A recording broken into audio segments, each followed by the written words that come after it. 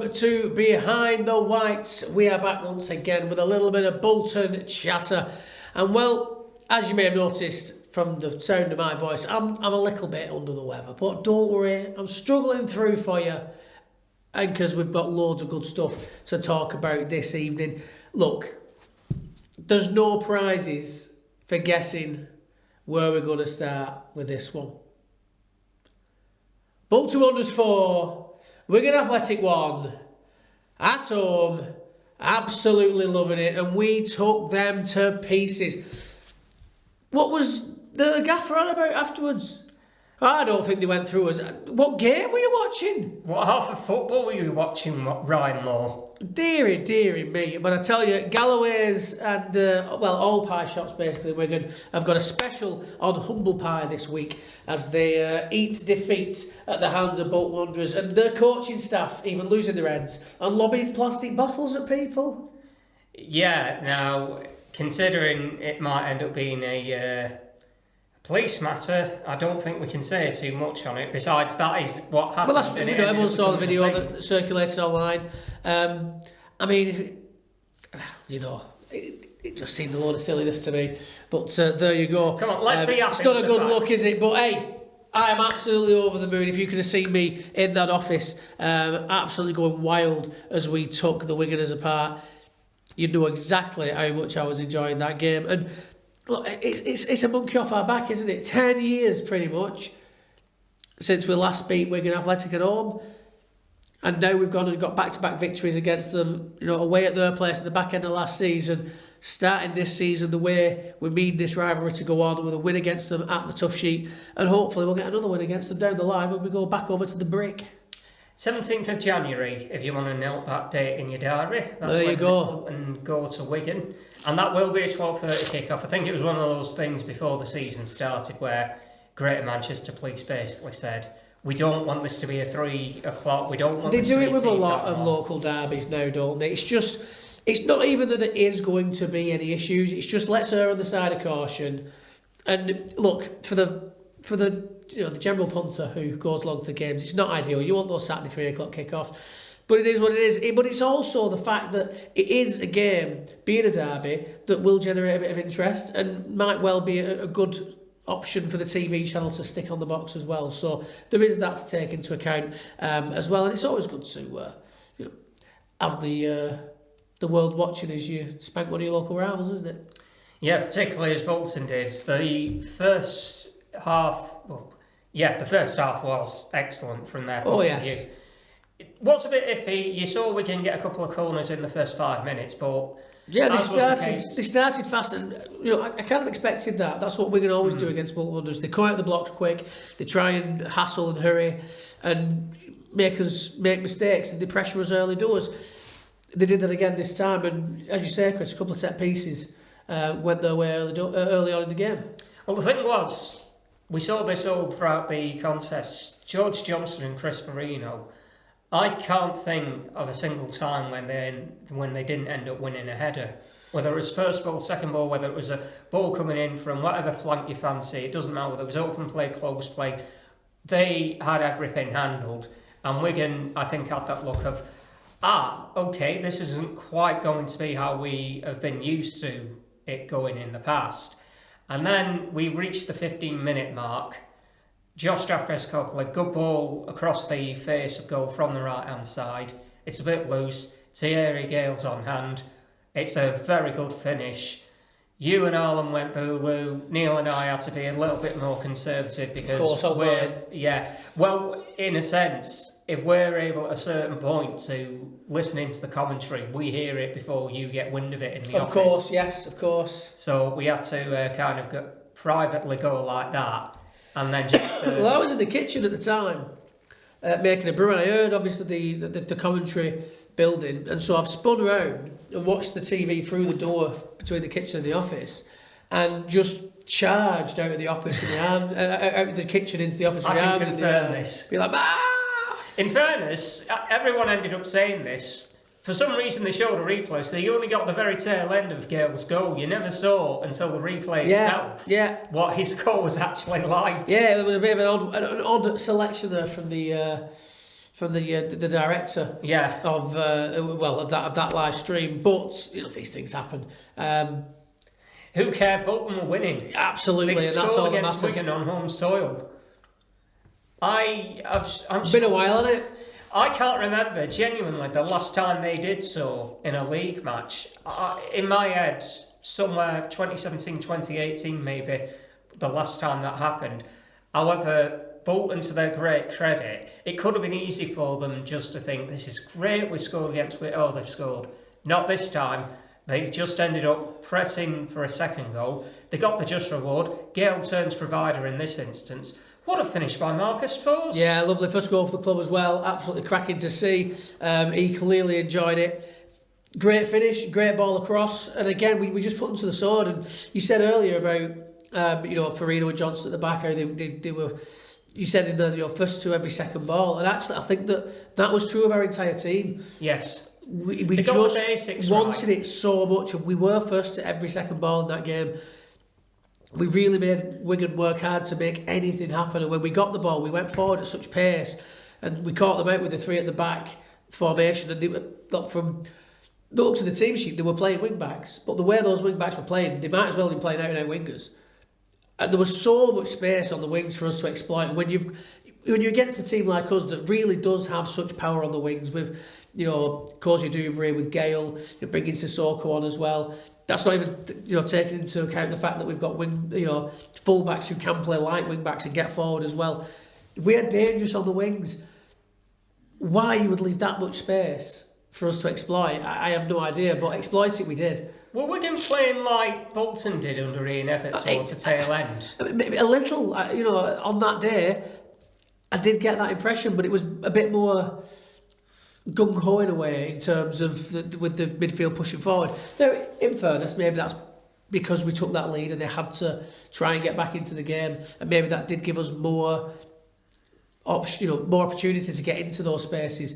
But it seemed like there was a point in the first half where literally every time we dispossessed them, we were getting at them down the wings and then bringing it inside.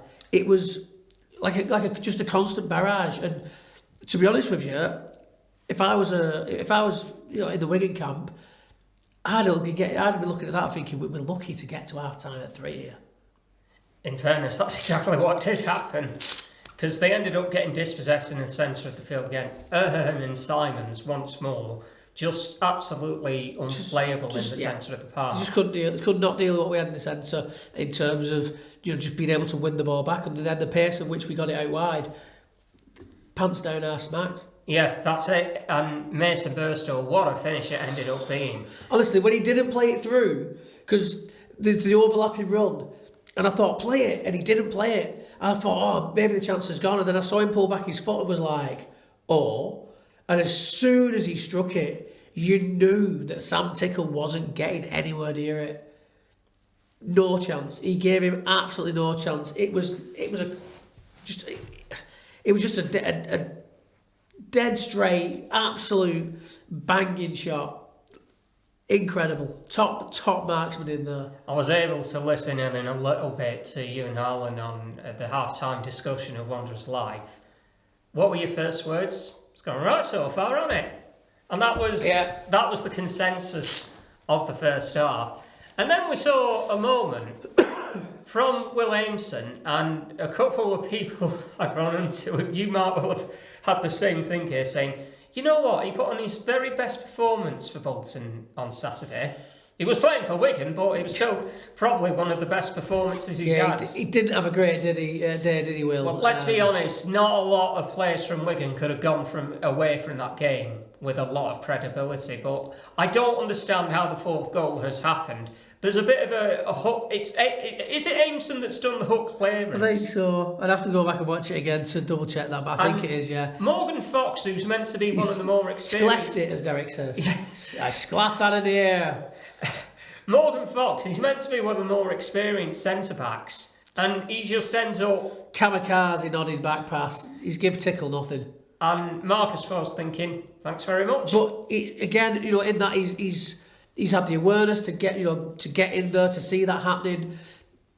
He's made sure he was first to the ball, and actually it's a very composed and delicate finish. The ball coming up, They're coming down, from up that high. You've got the keeper coming out. You've got the defender just behind you. Very, very composed. Really, really clever little finish. Just, tickling it past the tickle. I couldn't think of a better phrase, but he's caressed it past tickling the goal, and absolutely fantastic. And the fact that there was a little bit of a comedy element to it just made it all the sweeter. Yeah, it did. It's not quite that own goal that Salford ended up gifting us nearly 5 years ago in League One of the best lobs I've ever seen. That was hilarious. I don't think any of us stopped laughing in the office when that happened. It really didn't help matters for us trying to stop laughing. They followed it up with a picture of I forget who it was. It was just a camera shot of a very lonely looking Gary Neville sat with us, just a face like a slapped ass, looking just absolutely sick to the stomach, and that of course brought on even more laughter. It has to be said, Wigan did have the final say, as it turns out. Yeah, they got the consolation, didn't they? And it was a decent finish, to be honest with you. It was. It's Paul Mullin. What do you expect? Yeah, very experienced player, knows where the goal is, showed it again. Should they have got the opportunity? I'm not so sure they should. I think there was a foul on Jerry Gale. I think that also, it's quite funny because in the post-match, Stephen Schumacher says, look, I've got to take a bit of responsibility because I was the one that instructed them to try and get it out quick, and I probably didn't need to be giving them that kind of instruction when we were 4-0 up.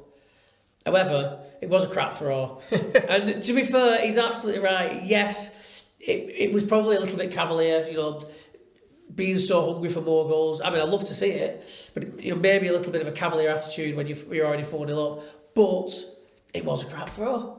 Yeah. And I don't think that Teddy would dispute that. And on a day where you if you're going to make a mistake like that, where you throw it out poorly and it costs you a side of goal, I think you can give him the benefit of the doubt a little bit. A game where you're winning 4-0 is probably the best place to do that. I think it's argued it's the only place to do that. Well, yes, as long as it's not cost us anything in the long run. No, really. Maybe one off the goal difference, but he already has, to be fair, pulled off some decent saves this season that have got the ball out of the net. You're always going to get a little bit of that with goalkeepers, because when a goalkeeper makes an error, it usually is quite costly. Whereas if you're a central midfielder, excuse me, Matt, you can edit that out. On that. But if you're a central midfielder and you make an error, then there's other players to mop up for you. But if you're a goalkeeper, often it's like, oh no, it's goal that. But it is what it is, and I'm not going to nitpick on one crap throw when everybody realistically has performed very, very well.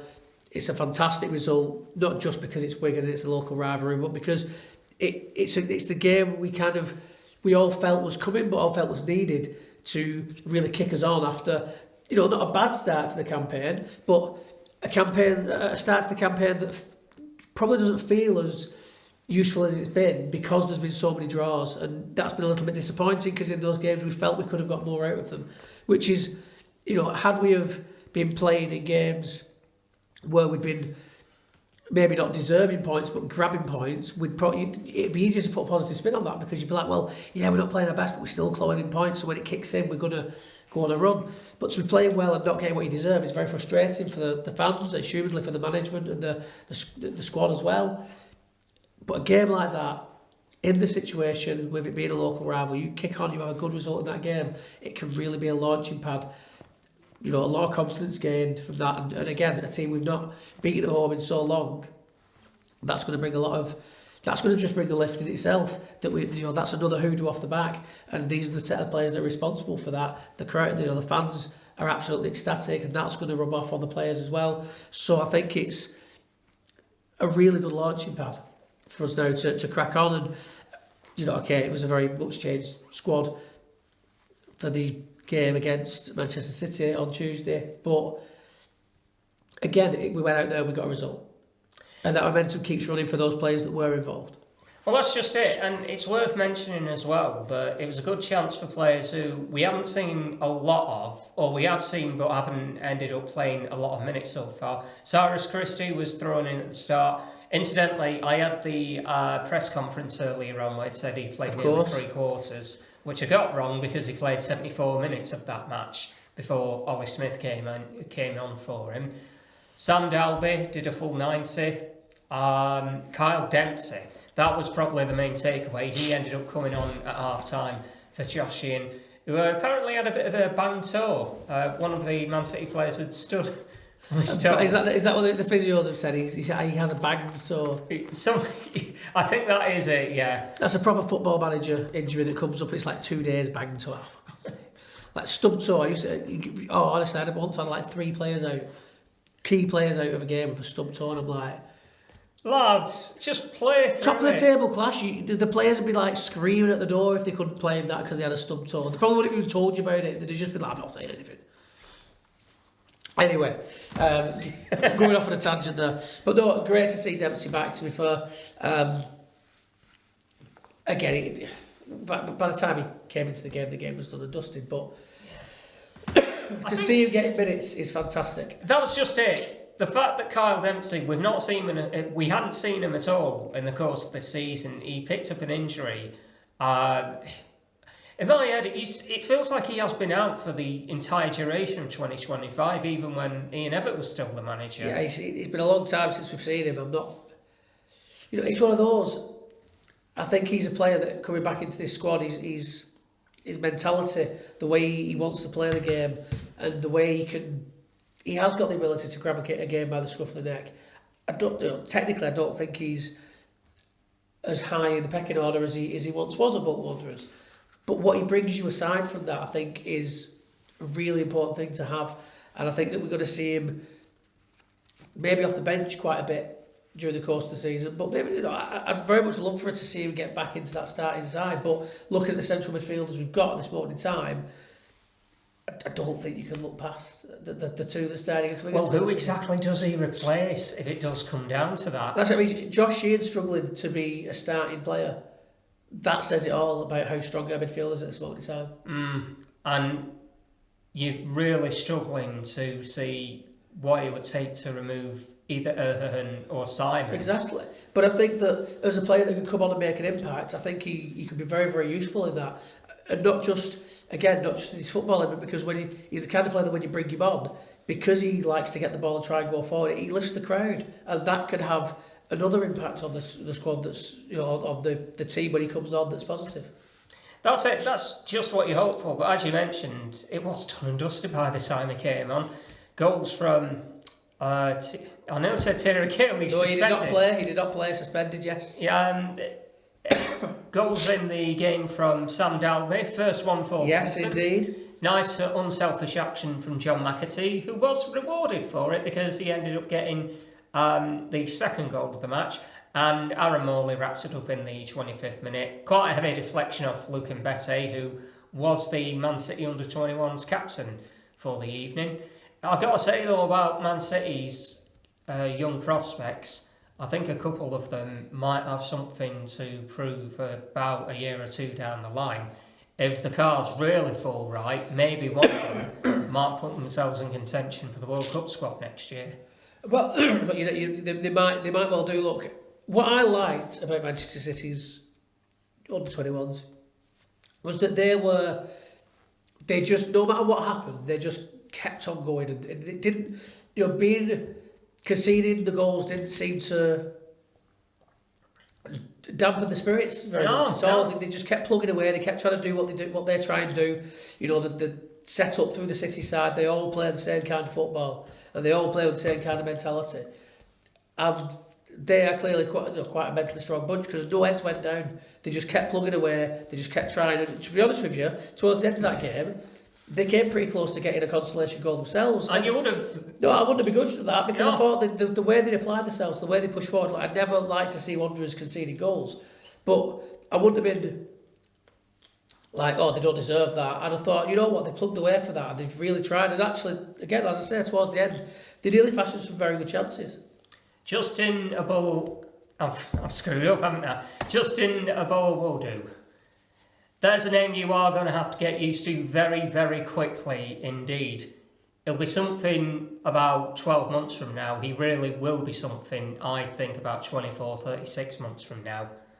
So there's something to keep an eye on. That young French lad who they got from Paris Saint-Germain, Mohamedou Sangare, I thought he looks very lively indeed. Harrison Park, he wasn't bad on the right wing as well.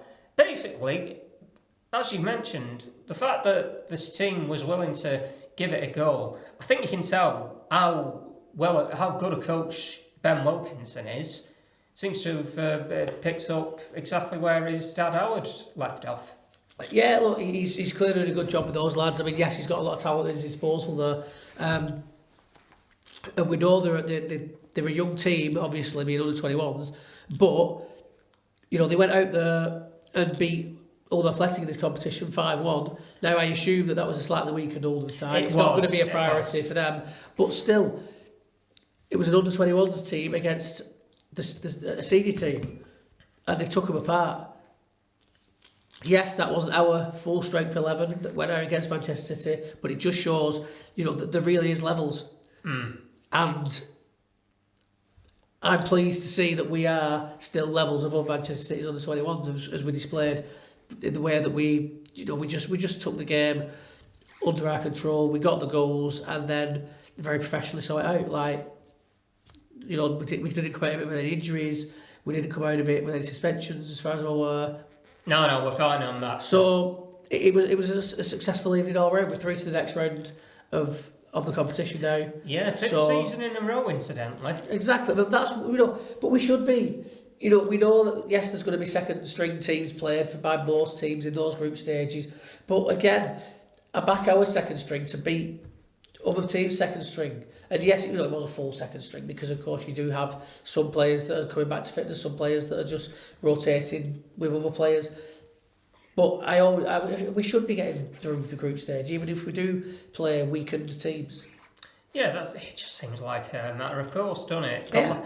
The last of the matches is against Oldham Athletic, but that is quite a way down the line. As a matter of fact, by the time that has happened, we'll know exactly what Bolton's fate is as far as the FA Cup is concerned, because they might well have reached the second round, and we should have a bit more of a clearer idea of how the League One season may well go. But I am pressing ahead a little bit. Tuesday 11th of November, if you want to make a mental note of that, it's a 7 p.m. kick-off at Burnden Park. That's going to be a lot of fun. A nice... It's going to be a chilly one. When is it not a chilly one at Burnden Park? I got sunburned there, I remember, so... Did you in November? No, it wasn't done. Imagine. Speaking of which, Imagination Street. Whee. Yeah, big thanks to these guys once again for helping us out here on Behind the Whites. So yeah, I can't really complain about the two results that have occurred. They've got a visit down to Northampton, Kevin Nolan's Northampton, yes, on indeed. Saturday. Indeed. Oh, Kevin Nolan. I want to know if you score a goal. Yes, and a legend, you know, without a doubt. And from that era of, you know, Bolton Wanderers being, well, the Bolton Wanderers that we remember of being mint. The Sam Allardyce era, you know, alongside the JJ Kochers and the Yuri Georgievs and the Ivan Campos and the Fernando Hierros. You know, the Kevin Davises, you know, Kevin Nolan was an absolute huge part of that.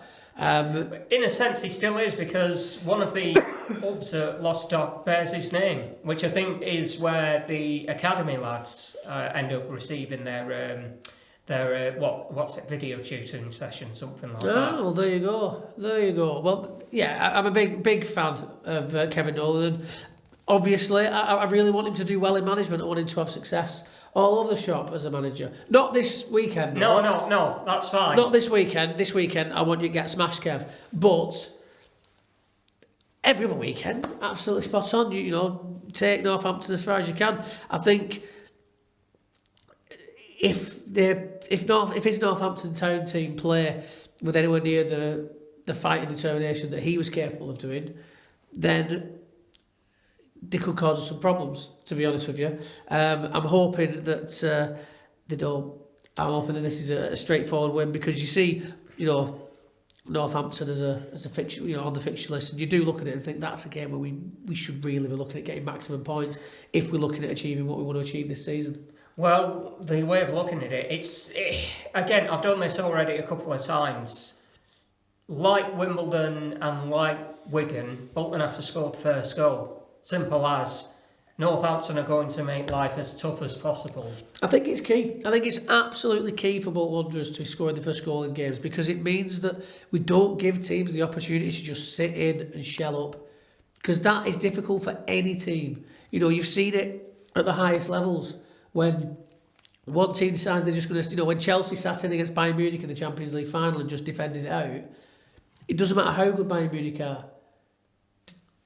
You don't They're going to struggle. You get nothing for it. They did it against Barcelona, who had the best Barcelona team arguably ever, and they kept them out in that run. It is what it is with those teams that can do that. If they're well drilled, if they're organised, they can make it very difficult, and it means that you need that magical moment or a mistake to get the ball in the back of the net. And thankfully, we've seen a couple of times where that magical moment's happened.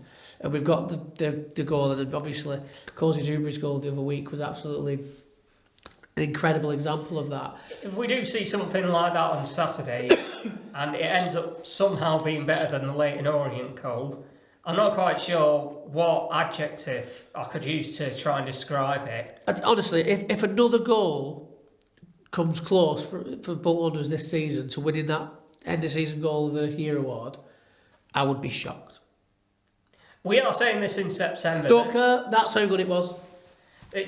Don't get me wrong. I would love to see many, many contenders coming close or bettering it, but it was that good. I think you're going to struggle to see a better goal from us this season. Maybe from anyone else in the division. It's an absolutely incredible finish. The way he's took the ball in, and just the touch is perfection. The finish is absolutely extraordinary. Loved it. Yeah, you can't take anything away from it. More of that on the weekend. It is going to be that particular kind of game where Bolton got to score first. And I don't want any kind of thing where, if it ends up being a draw, I don't want the manager or any of the players, whoever the player interview ends up being, going, well, they just ended up doing a low block.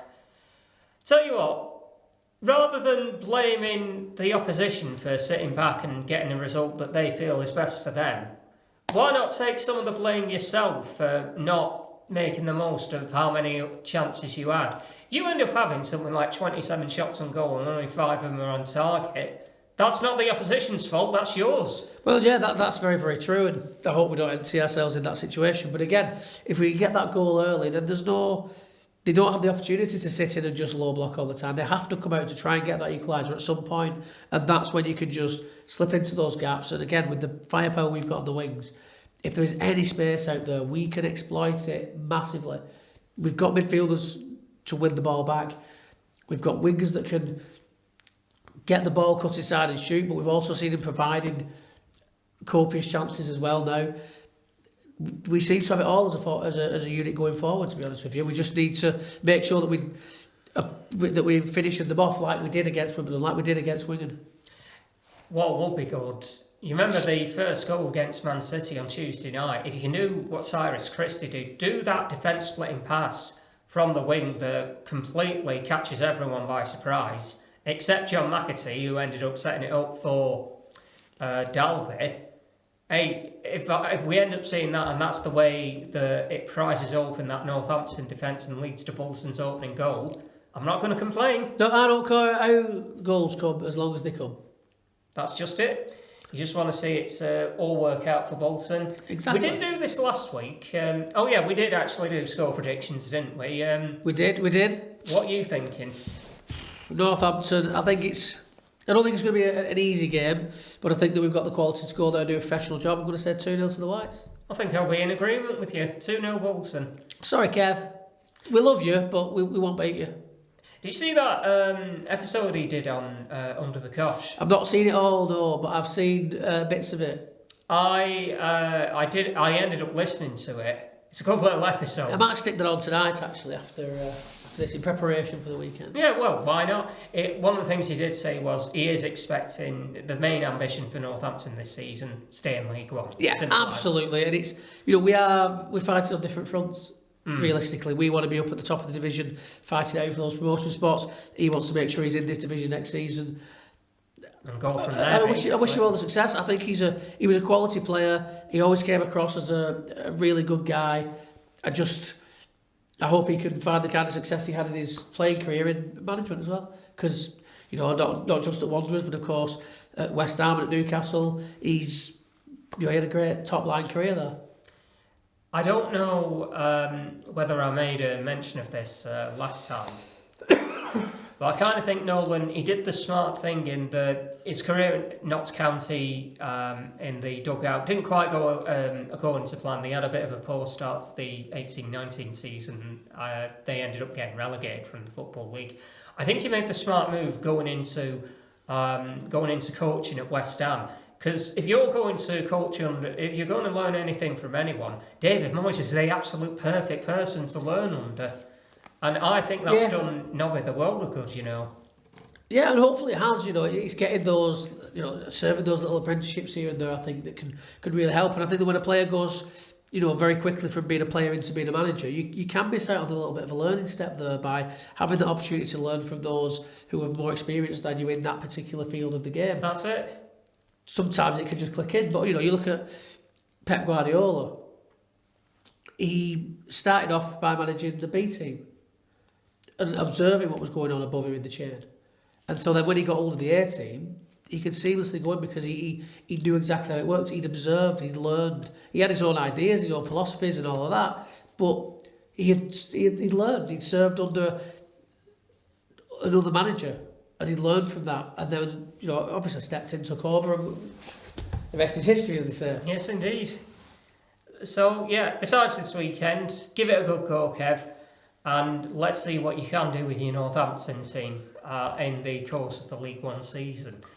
Now, the women, on the face of it, there's only the one match to discuss. No surprises that the reserves game at Chorley Development got called off because the rain over the weekend was bad. Yes, I was going biblical, to say, to be honest. I don't actually know where Chorley Women Development play because Bolton would have been playing at Victory Park, wouldn't they? Yes. Team. So I don't know where the development team would have been playing. I'm not sure, but when you had the game being called at Blackburn, which isn't all that far from Chorley,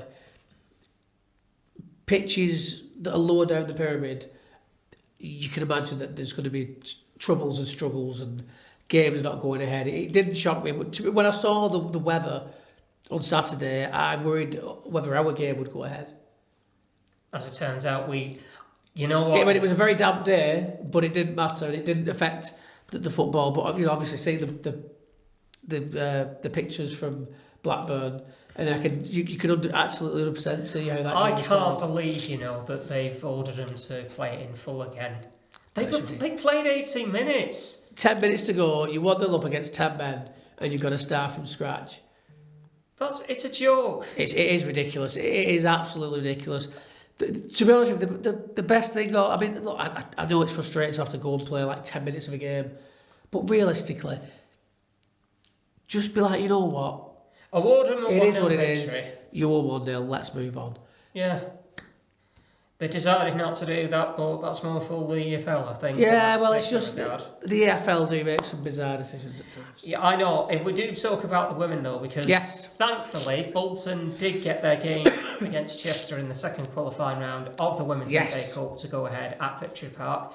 It ended up being a great afternoon for them. It did indeed. 5-0 for the women against Chester in that game. Abby Brown netting a double. Madison Hardman, Eleanor Seals and Evie Sadler getting on the score sheet as well. Sadler, you might remember, is one of the reserve team players. That was her first appearance. Oh, very good. And a goal to boot. Debut. Fantastic. For her. Gateshead Rutherford on the 5th of the 10th in the next qualifying round. Yeah, a very good trip to the northeast to look forward to. If they are successful in that one, they get a place in the first round proper. There we go. That's what we want to see. We want to see the women's team going from strength to strength, and I think getting into the first round proper of the Women's FA Cup would be an absolutely fantastic step in the right direction. If they end up getting a team from the Women's National League in the first round proper, providing they get past Gateshead, of course, that will be a massive deal for them. I don't care whether it's home or away. Oh yeah, it'd be a huge deal for them if they were to get that sorted. No doubt about it. Incidentally, they do have another cup match going on this weekend, but it's kind of sort of the League Cup, the Alliance Print and Design Cup, the preliminary round. Bolton Wanderers first this weekend. They go to Preston North End.